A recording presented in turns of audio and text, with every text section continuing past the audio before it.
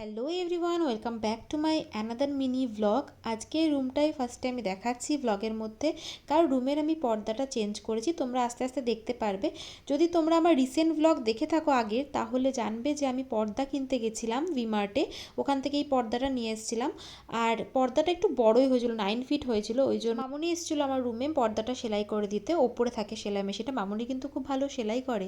তো তারপর আমি স্নান ধান কমপ্লিট করে চলে গেছিলাম হচ্ছে পুজো করতে। তো এখানে পুজো দিচ্ছি।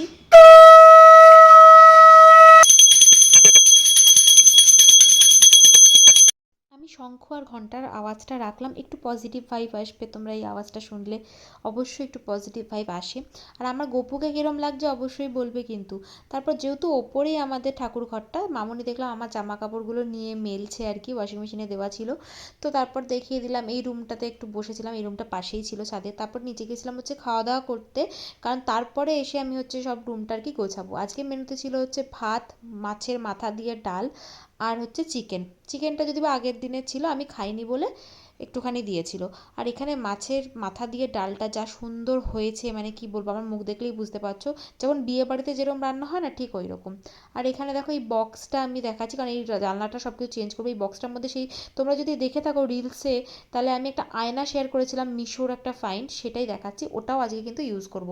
এ দেখো পর্দাগুলো এত সুন্দর। তোমরা যদি আগের আমার কোনো ভিডিও দেখে থাকো, তাহলে জানবে আমার রুমের পর্দার কালারটা মেরুন কালার ছিল। আর আমার না অ্যাকচুয়ালি ডিপ কালার খুব একটা পছন্দ না, আমি একটু হালকা লাইট পিচ, এই হোয়াইট, এই টাইপের আমি কিন্তু কালার খুব পছন্দ করি।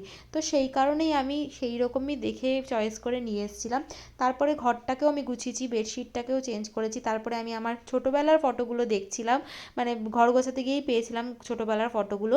আর তোমরা অবশ্যই দেখে বলবে দেখো আমি কত কিউট ছিলাম না। আমি কিন্তু পিকচার আপলোড দিয়েছি আমার ছোটোবেলার ফটোর, যদি দেখতে চাও আমার পোস্টে চলে যাও, দেখতে পেয়ে যাবে। আর এখানে দেখো আমি তো ঘুমিয়েই পড়েছি, কি সুন্দর না পিকচারটা। চলো এরপর দেখাই আমার দিদিকে। আমার দিদি দেখো কীরকম ছিল দেখতে, কিন্তু ছোট্টবেলায় এত সুন্দর দেখতে ছিল দেখো। ও এখনও খুব সুন্দর। এটা হচ্ছে দিদির ছোটোবেলা। হ্যাঁ, এ দেখো ওকে বউ সাজানো হয়েছিল, এটা হচ্ছে ওর অন্নপ্রাশনের মানে পিকচার। তো আমার দিদি কিন্তু ছোটোবেলা থেকেই খুব ভালো গান গায়। আমি তোমাদের সাথে শেয়ার করবো, ওর গানের গলা ভীষণই সুন্দর। আচ্ছা, এখানে দেখো আমি এবার আমার রুমটাতে আসি, কীরকম লাগছে। এবার অনেকেই বলবে যে এত বড় বড় জানলায় কেন পর্দা লাগিয়েছো, কারণ আমি উইন্ডোর পর্দা নিয়ে আমি ডোরেরই পর্দা নিয়ে এসেছি, মানে টোটাল জানলার দিকে দুদিকে লাগানোর জন্য আমি ডোরেরই নিয়ে এসেছি, কারণ আমার ওটাই ভালো লাগে, আমার ছোট পর্দা ভালো লাগে না।